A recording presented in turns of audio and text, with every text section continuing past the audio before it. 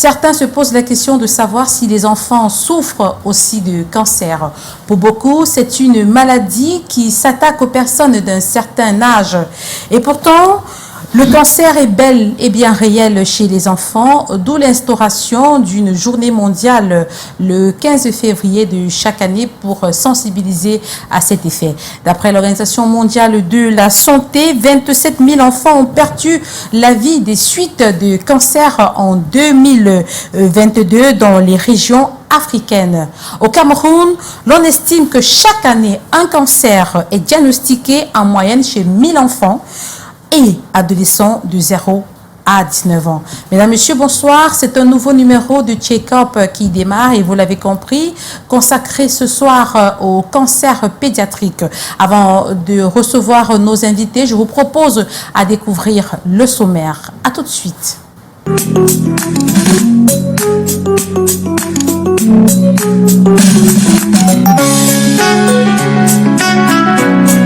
Au sommaire de Check-up cette semaine, les cancers pédiatriques. Le cancer chez les enfants, une réalité. À suivre dans cette édition, le témoignage d'un parent. Quels sont les signes et symptômes? Guérit-on de cette maladie? Le médecin oncologue Dr Rachel Tayou-Ndongo apporte des éléments d'éclairage dans cette édition. Dans votre magazine de la santé, vous aurez également la chronique du docteur Albenzé. Il est économiste de la santé. Il parle de l'insolvabilité des patients dans les formations sanitaires. Au bas de Check-up, le promoteur du journal Éco-Santé, Joseph Mbamboum, revient sur les derniers faits marquant l'actualité sanitaire au Cameroun. Bonsoir une fois de plus et merci d'être des nôtres.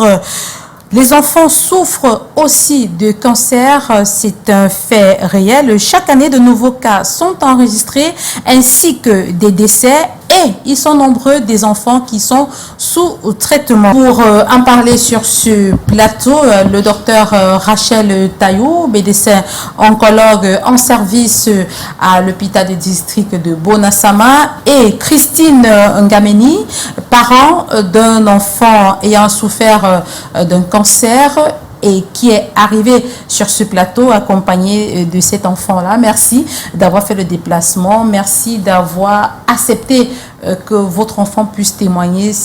C'est un grand geste ce que vous venez de faire là pour pouvoir aider ces parents qui sont encore dans le déni, qui pensent que les enfants ne devraient pas souffrir, ne peuvent pas souffrir d'un cancer. Donc avec nos invités, ensemble, on va essayer de comprendre comment les enfants, les familles et les proches vivent cette épreuve. Alors, docteur Rachel Tayou, lorsqu'on préparait cette émission, vous m'avez dit que la population est encore dans le déni. Pour elle, les enfants ne sauraient souffrir de cancer. Lorsqu'on parle de cancer, on voit déjà les personnes d'un certain âge. Oui, là, il faudra s'adresser à la population pour savoir que le mal est profond parce que il y a beaucoup de parents qui ne croient pas qu'un enfant peut avoir un cancer. Donc, c'est d'où part la première difficulté. Donc, le cancer de l'enfant est sous-diagnostiqué au sein de notre population. Donc, les parents sont plus enclins à aller vers d'abord d'autres formes de médecine, parfois la médecine traditionnelle, le village. Et c'est au fur et à mesure du développement malheureusement négatif de la tumeur que finalement ils arrivent à l'hôpital. Et dans ce cas, on retrouve souvent des patients avec un stade avancé. Mais heureusement que la médecine a évolué, donc on se bat pour prendre en charge et parfois on a des succès. Les facteurs de risque de cancer ne sont pas très évidents chez l'enfant de retrouver par rapport à l'adulte. Et c'est le facteur génétique qui est le plus incriminé chez les enfants parce que les enfants peuvent naître avec des gènes de cancer déjà transmis par les parents qui ne savaient pas qu'ils étaient porteurs de ce gène. Et malheureusement aussi, au sein du ventre de la mère, des mutations génétiques peuvent apparaître qui peuvent induire le cancer chez l'enfant. Et ce type de cancer, les cancers chez l'enfant sont découverts souvent très tôt, avant l'âge de 10 ans. On diagnostique cette tumeur et on peut essayer de prendre en charge. Alors, quels sont souvent les différents types de cancers enregistrés chez les enfants? Et vous l'avez dit, à partir de 10 ans, on peut diagnostiquer. Mais avant 10 ans, on peut aussi? Oui, avant 10 ans, on diagnostique. La plupart des cancers sont diagnostiqués justement avant l'âge de 10 ans, surtout chez l'enfant. D'accord. Donc, quand on est vigilant, quand le personnel médical est vigilant, avant l'âge de 10 ans, voire même plus tôt, avant l'âge de 5 ans, on diagnostique. Et les tumeurs les plus fréquentes, surtout dans notre population subsaharienne, c'est les lymphomes. On dit surtout les lymphomes de Hodgkin. C'est un type de cancer du globule blanc qui est très fréquent dans notre population. Après ça, on a les leucémies qui sont aussi très fréquents. Mais on a aussi d'autres tumeurs telles que le néphroblastome qui est le cancer du rein et le rétinoblastome qui est le cancer de l'œil. Les tumeurs des tissus mous qu'on appelle les rhabdomyosarcomes sont aussi diagnostiquées et c'est ce qui arrive souvent quand l'enfant se retrouve en train de voir une masse qui pousse dans son corps. La masse peut pousser à n'importe quel endroit du corps. Malheureusement, on trouve ça souvent sur les muscles, on peut avoir ça au niveau des fesses, au niveau du bras, au niveau du pied, donc du genou, de l'avant-bras. Ça, c'est très fréquent. Les parents, quand ils veulent nettoyer l'enfant, parfois l'enfant dit « je suis tombé » et on voit une masse au niveau du genou, au niveau de la main. Pourtant, c'est un développement du cancer qui commence. D'accord. Au niveau de la fesse, par exemple, chez une petite fille, la petite fille peut se retrouver en train d'avoir le saignement. Donc, un enfant de moins de 5 ans, qui commence à on saigner. constate, oui. Si on n'est pas vigilant, on va penser qu'elle est précoce, elle a des règles précoces et pourtant, malheureusement, mais ce n'est même pas ça. La plupart des parents pensent qu'il s'agit d'un viol. Voilà, qu'il s'agit d'un viol, alors que c'est une tumeur qui est en train de se développer au niveau du vagin. On appelle surtout, c'est souvent les rhabdomyosarcomes qui se développent de cette façon-là. D'accord. Madame Christine Gameni, dites-nous, vous êtes là accompagnée sur ce plateau avec votre fille Divine Foyette qui est âgée de 6 ans et qui a souffert pendant 2 années de cancer. Oui, un an. Voilà, un an. 2 ans. Oui, 2 années de cancer. Alors, comment vous constatez, à quel moment on vous dit que c'est un cancer? Comment même ça a commencé? Quels sont les signes qui vous a alerté et qui vous a amené à aller consulter et qu'on vous dise qu'il s'agit d'un cancer? Bon, merci, bonsoir, merci d'avoir me donné la parole. Oui. Bon, pour Divine, elle a eu à commencer par un saignement. Oui. Elle a eu à saigner plusieurs fois. Bon, on se disait peut-être c'est du viol, on doutait un peu. Pour un début, on l'a donc amenée à l'hôpital. Non, j'ai fait venir ma maman. Oui. Ma maman l'a pris, l'a amenée au village, on l'a amenée en Konsamba, district de Konsamba. Le gynécologue maintenant l'a examinée, l'a lui mis sur antibiotiques. Elles sont rentrées. Quand elle est rentrée sur Yaoundé maintenant, 2 mois après, elle a encore commencé le saignement. Elle a saigné abondamment. La voisine l'a transportée à l'hôpital. Son papa est arrivé. Son papa m'appelle. Mani, je dis oui. L'enfant là, ça ne va pas. Je vais l'opérer. On va opérer. Elle a une masse à la fesse. J'ai dit non. Amène-moi l'enfant ici. Il me dit non, on va l'opérer. Il a amené l'enfant dans un district. On l'amène. Non, dans un petit centre au quartier. Oui. On les a envoyés à Génico de Yaoundé. Oui. Arrivé à Génico maintenant, où c'est le pédiatre, c'est qui on l'a opéré. La masse. D'accord. Quand on a opéré la masse, on a fait le pansement. 3 jours après, elles sont sorties de l'hôpital. Arrivé à la maison 2 jours après, la masse maintenant gonflait sous forme de pompée. Oui. Comme si on mettait l'air. Oui, ça gonflait comme si on mettait l'air là. Ils ramènent à l'hôpital, on racle, ça donne plutôt la boule de sang. On enlève ce bol-là, on refait le pansement, on rentre à la maison. 3 jours après, ça revient intact. Au fur et à mesure, le volume augmentait.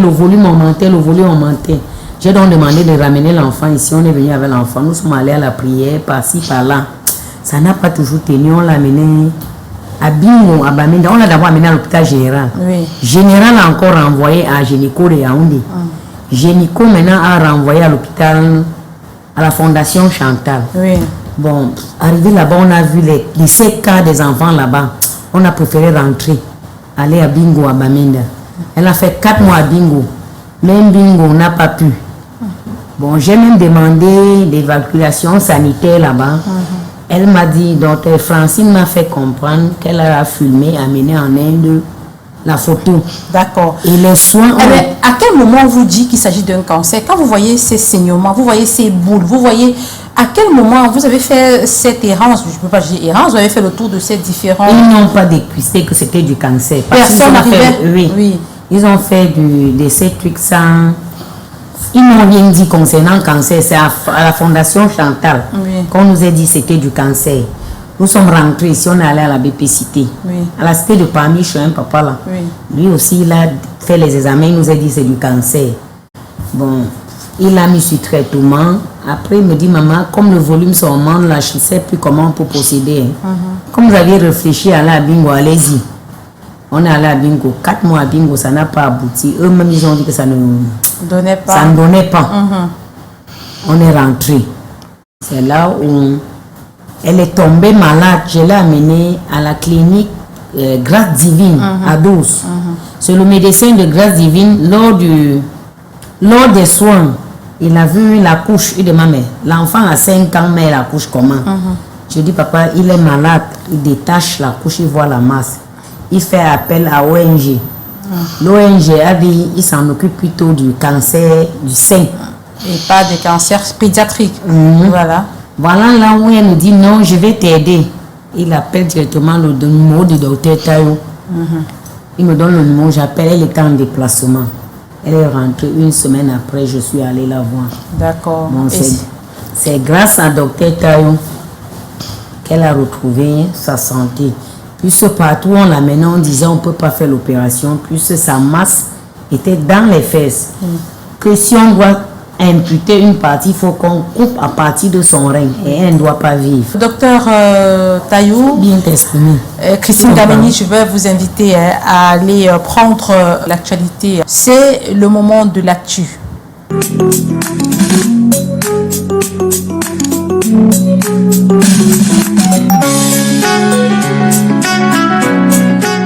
Et pour vous donner à cette actualité-là, nous avons en ligne depuis Yaoundé Joseph Benboum, journaliste scientifique et le promoteur du journal Éco-Santé. Joseph Benboum, bonsoir. Bonsoir Mireille, bonsoir à tous les téléspectateurs de Canal 2 International. Bonsoir en particulier aux téléspectateurs de l'émission Check-up. Alors, plusieurs faits d'actualité ont marqué la semaine au Cameroun et vous avez décidé de partager quelques-uns avec nous. C'est un plaisir de renouveler, de pouvoir décrypter avec vous l'actualité sanitaire au Cameroun, en Afrique et partout dans le monde. Commençons ce soir de ce décès de 4 personnes et de ces 14 personnes actuellement prises en charge suite à une intoxication alimentaire, suite à la consommation du poisson fumé dans l'aire de santé de Doumé 2. Alors, il faut le dire pour le rappeler que l'incident s'est produit à Paki le 15 janvier 2025, saisissant l'occasion de la présence du ministre de la Santé publique dans la région de l'Est. L'une des équipes rencontrées par le docteur Manaouda Malachi ce samedi 1er février 2025 à Doumé a l'effet de lui rendre compte des diligences opérationnelles implémentées sur le terrain afin d'identifier des sources précises de ce malheureux incident, prévenir ou encore éviter que de tels incidents ne se produisent. Informé de la situation, le ministre de la Santé avait immédiatement instruit ses collaborateurs au niveau régional jusqu'au niveau du district de prendre toutes les mesures utiles afin de maîtriser au mieux la situation. Ces dispositions sanitaires d'urgence ont permis de sauver la vie de 14 personnes sur les 18. Mais l'autre élément d'information, c'est dans le cas de la lutte contre le paludisme avec la 5e campagne nationale de distribution gratuite des moustiquaires à longue durée d'imprégnation MILDA qui se prépare. Et dans ce cadre, pour la campagne nationale 2025-2026, qui se déroulera en 2 phases. D'abord, dès juin 2025, dans les 6 régions suivantes, Adamawa, Est, Extrême Nord, Littoral Rural, Ouest et Sud-Ouest. Puis, dès juin 2026, dans les 4 régions que sont le centre, le littoral urbain, le Nord-Ouest et le Sud-Ouest. Au total, 17 424 622 MILDA seront distribués. Une attention particulière soutenue sera accordée aux populations vulnérables, déplacées internes, orphelins et vieillards. Pour le secrétaire permanent du programme national de lutte contre le paludisme, Dr Joël Ateba, cette campagne doit être mise en œuvre mieux que lors des éditions antérieures de 2011, 2015, 2016, 2019, 2022, 2023. L'ambition de cette opération est d'améliorer les données sur l'utilisation de la MILDA, notamment dépasser les chiffres actuels de 72% de ménages qui possèdent une MILDA et 54% de personnes qui dorment sous une moustiquaire. La moustiquaire, selon les études, l'un des outils efficaces contre la maladie. En 2023, 3 millions de cas de paludisme ont été notifiés et 1756 décès ont été enregistrés dans les formations sanitaires. Alors, quelques nouvelles également en termes de remobilisation ou du redéploiement des responsables au ministère de la Santé. Mais commençons premièrement par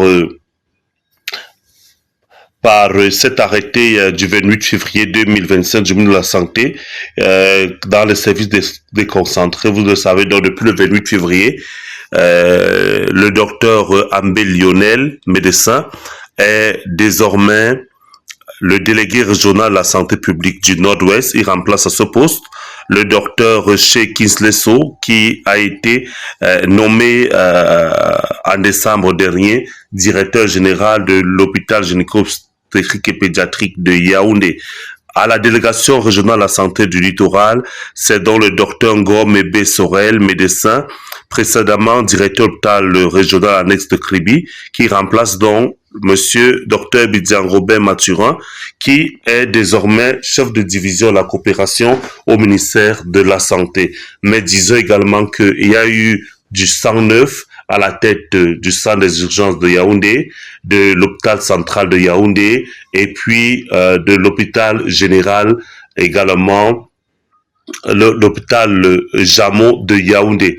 Tous ces trois hôpitaux bénéficient donc de nouveaux managements. Nous saluerons donc au passage professeur Pierre-Joseph Fouda, qui a dirigé les mains de maître l'hôpital central de Yaoundé et qui est aujourd'hui, après de nombreuses années de bons et loyaux services, appelé à jouir donc d'une retraite.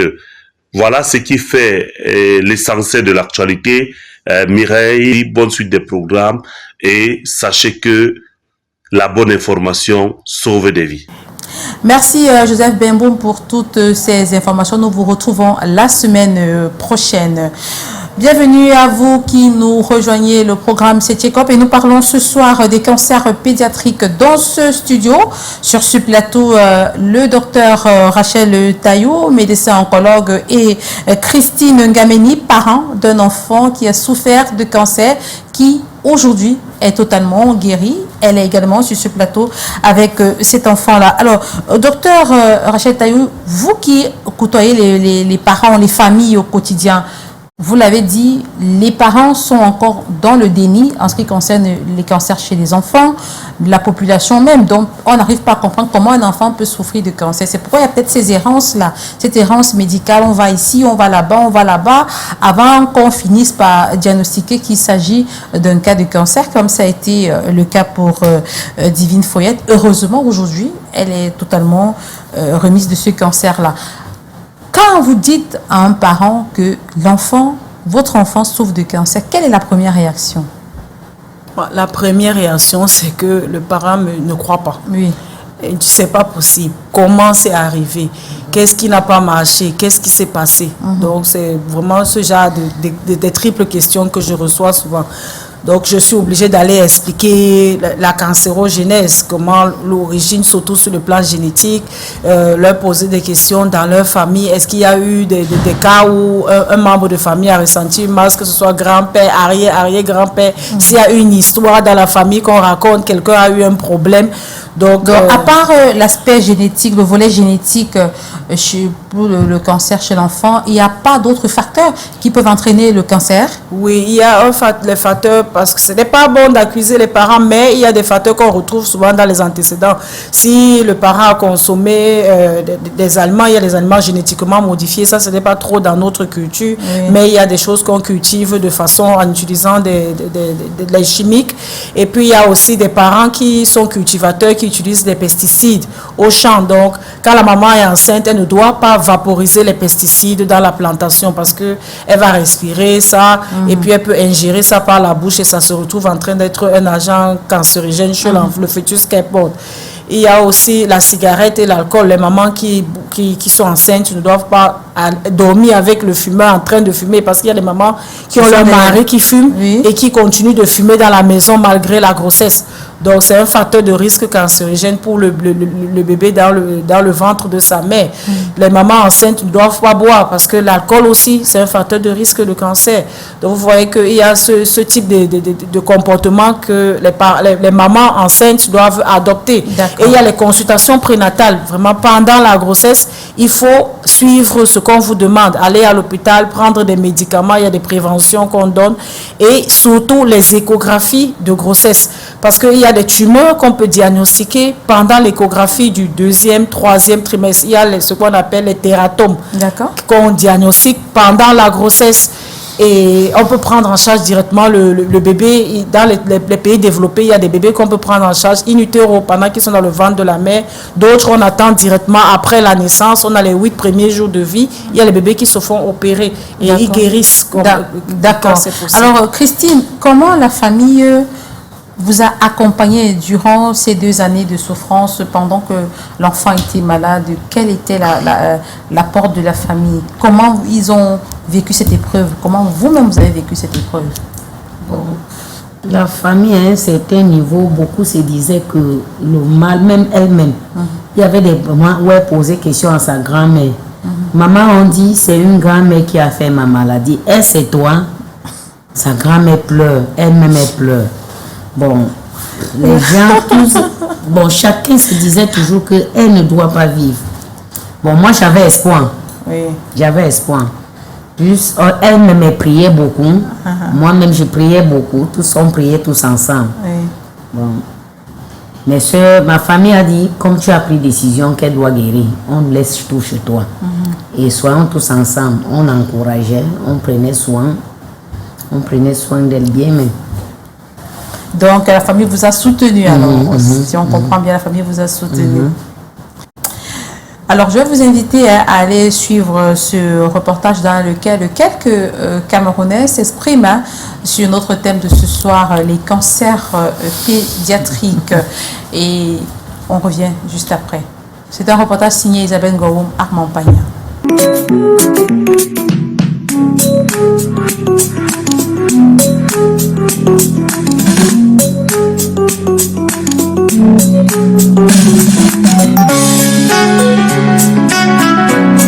Des cancers pédiatriques encore mal connus par certains.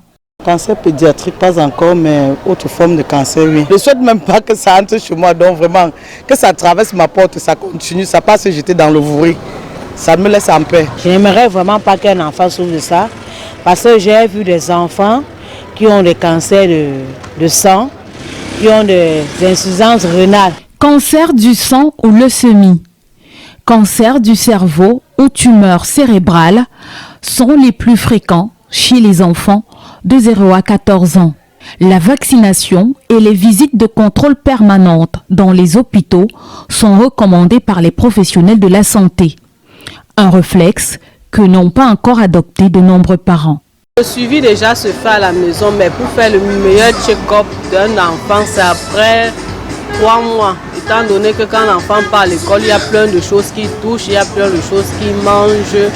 Donc du coup, on déparasite déjà l'enfant. Pour un bon check-up bien suivi, on doit l'amener à l'hôpital après 3 mois. On n'amène pas directement l'enfant à l'hôpital.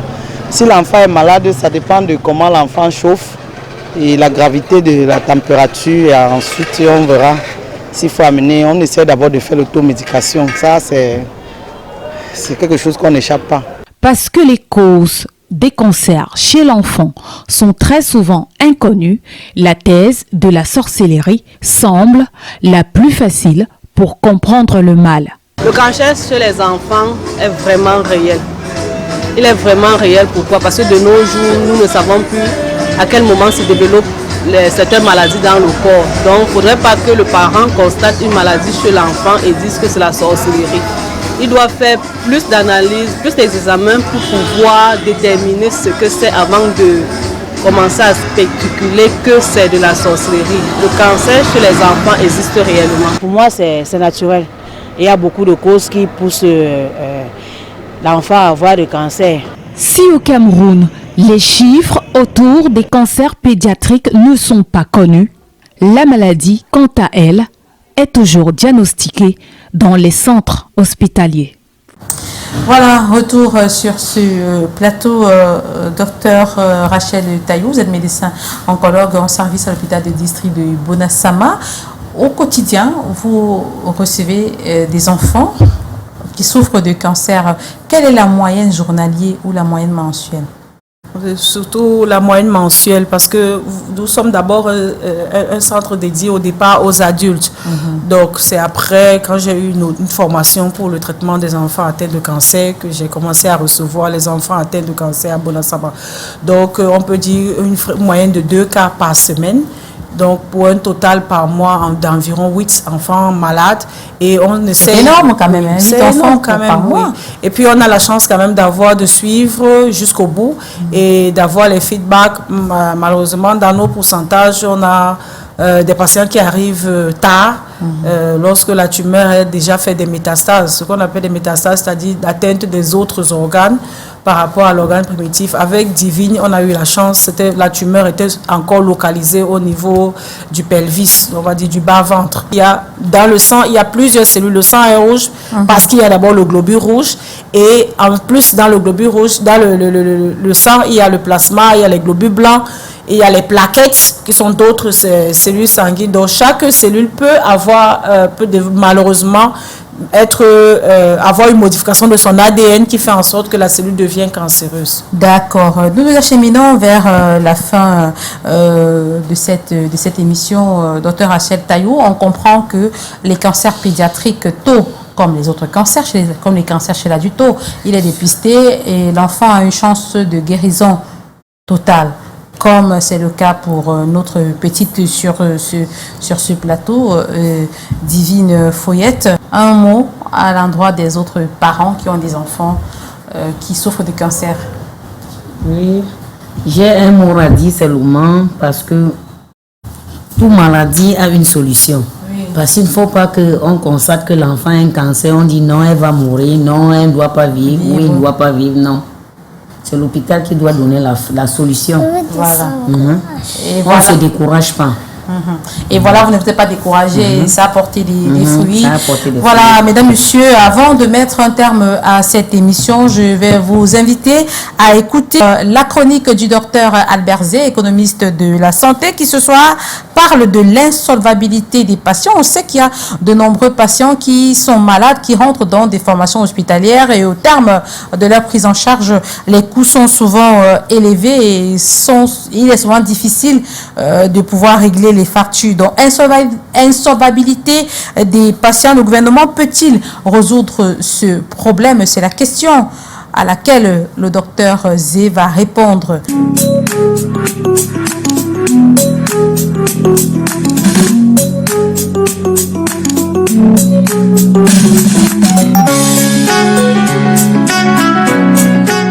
Bonsoir Mireille Flore, bonsoir à tous les téléspectateurs de Tchekop et de Canada International. Le sujet que nous abordons ce soir est celui de l'insolvabilité des patients au sein de nos formations sanitaires. Alors, comme d'habitude, une seule question à l'ordre du jour. Le gouvernement camerounais peut-il apporter une solution durable à ce phénomène ou à ce problème? Avant de répondre à cette question, il est important déjà de revenir sur la notion d'insolvabilité ou alors de patients insolvables. Il s'agit tout simplement des patients ayant été pris en charge dans une formation sanitaire qui se retrouvent dans l'incapacité de régler totalement ou alors partiellement leur facture. Lorsqu'on sait que les formations sanitaires fonctionnent avec leurs recettes hospitalières, issues justement donc de ces paiements directs des patients, nous pouvons comprendre directement pourquoi est-ce que ces patients sont donc retenus au sein des formations sanitaires, créant un peu ici un climat de prison au sein de nos formations sanitaires. Alors, autre chose qu'il faut déjà comprendre, c'est que cela relève également le caractère difficile ou alors le caractère coûteux de la prise en charge des patients au sein de nos formations sanitaires, ce qui démontre davantage qu'il y a un problème de pauvreté ou alors un problème de difficulté à financer justement donc la demande de soins, la demande de santé au niveau de notre population. Maintenant, quelles sont les solutions à ce phénomène? Généralement, nous voyons donc le gouvernement qui a d'habitude une solution qui semble très fantaisiste ou alors qui semble à très court terme et que justement cette situation puisse effectivement être résolue de manière durable. Je vous remercie de m'avoir écouté une fois de plus ce soir et à nous revoir la semaine prochaine. Merci docteur Albert Zé pour cette chronique. Nous vous retrouvons la semaine prochaine. Mesdames, Messieurs, c'est ici que s'achève cet autre numéro de Check-up. Merci de nous avoir suivis. Nous vous retrouvons la semaine prochaine avec un autre thème, une autre thématique. Mais n'oubliez pas qu'avec Check-up, la santé n'est plus un tabou. Si vous avez des précisions, si vous avez des questions, n'hésitez pas, faites-les nous savoir via les adresses qui s'affichent au bas de vos écrans. Merci de nous avoir suivis. Restez en compagnie des programmes de Canada International qui se poursuivent. Bonne soirée à tous.